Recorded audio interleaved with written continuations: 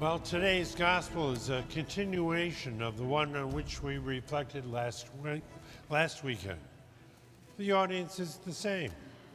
A few Pharisees, Jesus' disciples, and an ever-growing crowd who, after today's passage, will start bringing babies forward to Jesus just to touch and bless.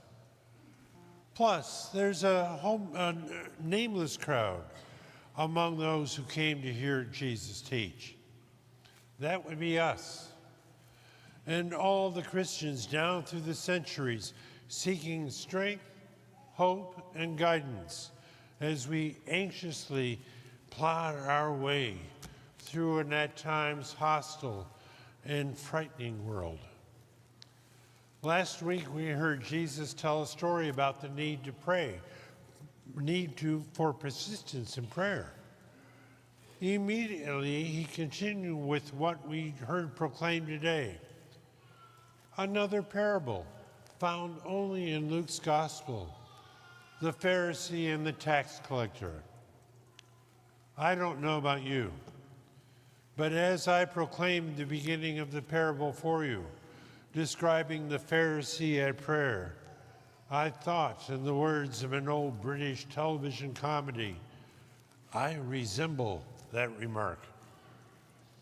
Yes, if I'm truly honest with myself, and perhaps some or all of you think the same, there are times when I am that Pharisee. Let's consider him a bit more closely. First, our translation says he came to the temple area and took his position. We can surmise that he came frequently to pray. And just as we all come to our usual Mass and sit in our usual spot,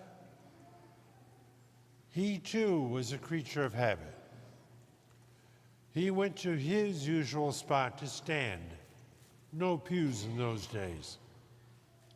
Perhaps cleared his throat and began, I give you thanks, O God, and followed it with a flurry of statements describing how good he was compared to those around him, including that tax collector over there. And I wonder if he even pointed for emphasis so God knew exactly who he was talking about. He listed all the patterns and practices in his life that demonstrated how good he was contrasted with everyone else around him. We need to know something more. In those days, it was the common practice to pray out loud.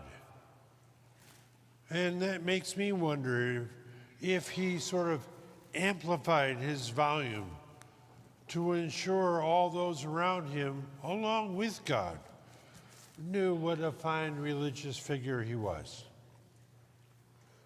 But what does that have to do with us, we may ask? Don't we all sometimes have an inner dialogue where we check things off, like, I may not be perfect, but I go to Mass every weekend and every holy day of obligation, and a day or two when I'm able during the week. I always put something in the collection basket when it passes me.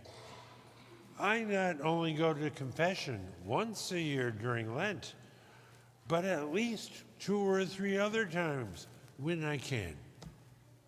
I. A long series of I statements follow, during which we automatically compare ourselves to, and I dare say judge, people we don't understand. Poor people who wouldn't be poor, we say, if they made good decisions. Or prisoners, we say, who would also make poor decisions. Or the depressed, we might say they just need to lighten up and pray. or any other individual in any other group we plop a label on. Yes, there is a bit of the Pharisee in all of us. But what about the tax collector? First, we need to recognize that he came to the temple area, a place reserved for Jewish men, and took a spot. Maybe even it was his first time. And he stood on the fringe, out of the way, as far as he could be from the people who hated him, because he was working for the Romans and because he added his management fee to the already burdensome tax he collected from people. "Have mercy on me," he muttered, under his breath, so no one could hear. And if we have Pharisee moments, I'm hopeful that we all have tax collector moments too, when we are fully conscious of our judgmental attitudes, our failure to care for others, and our deep private sins, of which we are rightly ashamed.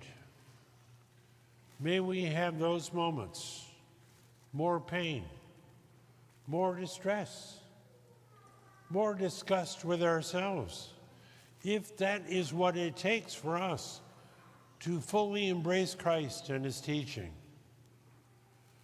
Jesus throws a challenge at us this morning. What can we do? I'm reminded of Bishop John Crowley's homily at the funeral of his friend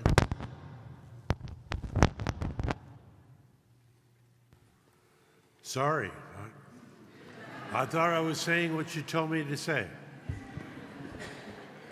At the funeral of his friend, Cardinal Basil Hume, who was a Benedictine monk.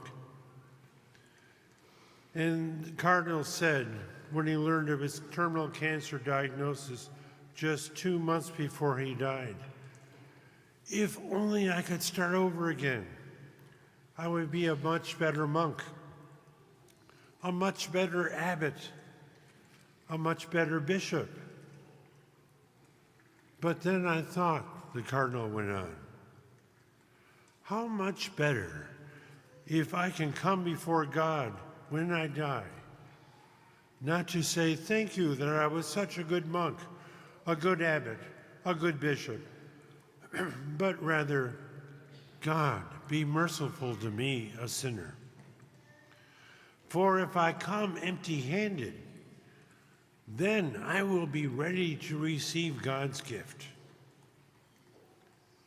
Yes, we do need to do our best in our life and draw near to God by walking in the footsteps of his Son. But we need to remain mindful that this parable isn't one of condemnation, but of hope. If it were of condemnation and no hope, there would have been no point to Jesus telling it to his listeners then and to us this morning. Secondly, we heard the voice of a besieged but still committed St. Paul tell Timothy, the new priest and eventual bishop, in our second reading, "I know the time for my departure is at hand." He wrote his letter as he awaited his execution. He wrote, "I've competed well. I have finished the race. I have kept the faith." St. Paul was fully aware of his own missteps and stumbles during his life, but he knew and owned his responsibility for his sin and failings. He kept the faith through God's grace and shared with everyone what the Lord had done for him and his love and trust in God. That's a lesson for us. Lastly, After we are nourished by Jesus himself at the table of the Lord, and here, go and announce the gospel of the Lord. Let's each of us, mindful of our sins and grateful for God's mercy, actually share what the Lord has done for us with everyone we meet, so that we too will all be able to say one day, I have finished the race. I have kept the faith.